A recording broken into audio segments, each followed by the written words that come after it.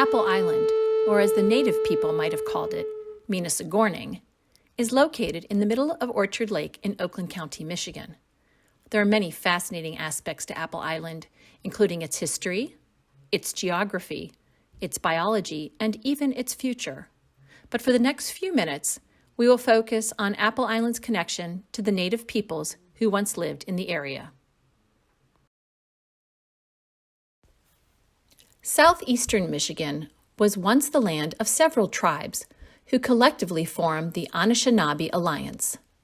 Prior to European influence, the Chippewa, also known as the Ojibwe, were primarily associated with northeast Michigan. The Ottawa, or Odawa, ranged in the western part of the Lower Peninsula, and the Potawatomi lived in the southern part of the state. Though conflict, forced migrations, and treaties erased clear territorial boundaries, Michigan today is home to 12 sovereign native tribes. Looking more closely at the area around Orchard Lake, we see that it is located at the confluence of the Huron, the Clinton, and the Rouge River watersheds.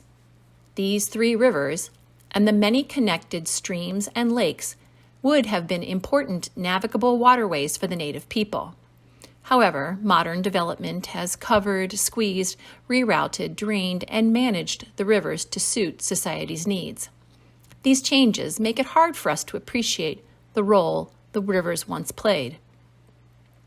But such a large, nearly round lake with such a large central island located at such a strategic natural junction supports the notion that Orchard Lake and Apple Island would have been well-known landmarks to the native people who traveled through this land long ago.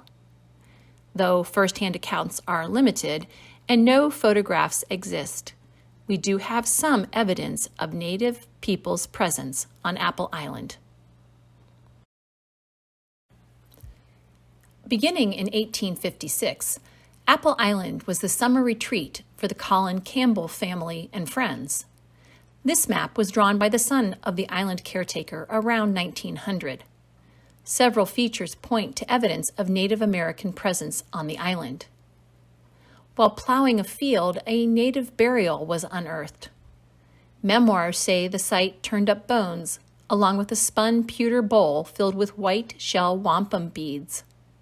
The bones were reburied, the beads lost to history, but the bowl survives at a local museum. Also noted on the map are what the islanders believed to be Indian mounds. The Treaty of Detroit, signed in 1807, conveyed a large section of southeast Michigan from the native tribes to the U.S. government. Apple Island was included in this territory, which was subsequently surveyed and sold to a succession of European American settlers. So did native peoples reside on Apple Island? Surveyor Samuel Carpenter Jr. charted Oakland County in 1817. His notes of Orchard Lake indicated 3 Indian huts on the north shore of the lake and 5 high and excellent acres on the island that had been cultivated by the native peoples with 20 to 30 apple trees. E.S. William writes in the Pontiac Gazette in 1872 that in the spring of 1820, my father, Dr. William Thompson, and myself, and one of father's hired men, camped on the island and were entertained by Indians who resided there. We were the first party of white men that had visited the island. Next day, we took a quantity of fancy apple trees from the old Indian orchard. A Mr. Galloway writes in 1895 that my great-grandfather once owned Orchard Island. I have listened by the hour hearing my father tell of his boyhood days playing with the Indian boys, shooting at a mark with bows and arrows and fishing in the lakes, and of the apple trees and the Indians' burial ground. Caroline Campbell, whose family vacationed for nearly 60 years on the island, writes, "On the island are still to be seen ridges where corn was planted, and in several places on the higher land are circular hollows, which were filled with shelled corn and all covered with bark to keep out the rain. The corn was still in the hollows when my father bought the island in 1856.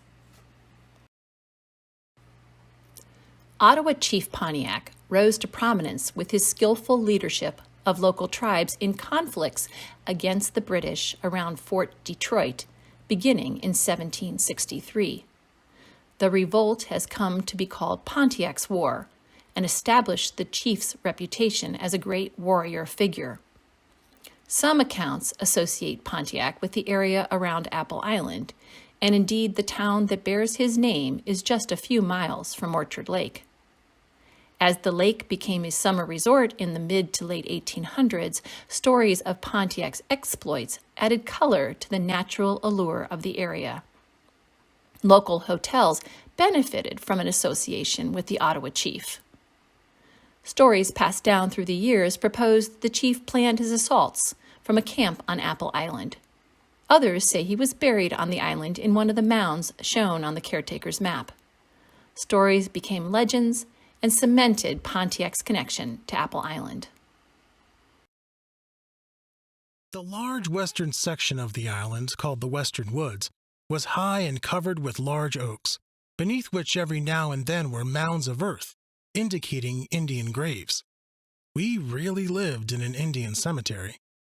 On a quiet, secluded little valley of the woods was a mound somewhat larger than the others, and two smaller ones just north of it. Because of the unusual relics exhumed from it and taken to Scotland, we islanders at least believed Pontiac was buried there. Believe it or not, I do. Apple Island has hosted several archaeological excavations over the years. Analysis of soils and artifacts demonstrate that human occupation goes back as far as 1000 to 1500 AD. Research teams from Cranbrook, Madonna University of Detroit, Western Michigan University, and others have uncovered evidence of native life such as shards of flint, pieces of pottery, stone tools, and a few French-made trade items. Digs on the western point identified residue of cooking fires and food animals. Researcher Dr. David Brose estimated that the islands supported a short-term encampment of men, but not a fully developed family community. The encampment, according to Dr. Brose, may have occurred in the summer of 1763 during Pontiac's battle at Fort Detroit. Test digs in and around the so-called Indian mounds have not turned up any evidence of ceremonial burial.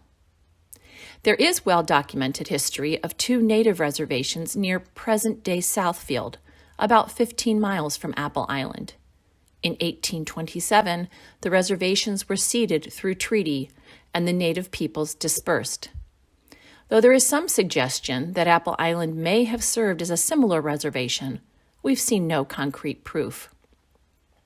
Is there more to learn about native life on the island? Perhaps, but Apple Island may never give up all its secrets. You can experience Apple Island and its history firsthand. Explore the website of the Greater West Bloomfield Historical Society at gwbhs.org. Take a video tour of the island on the Society's YouTube channel. Visit the Orchard Lake Museum at the corner of Orchard Lake Road and Long Lake Road for exhibits, artifacts, and open house programs. Participate in the annual Apple Island Public Tours the second weekend of June.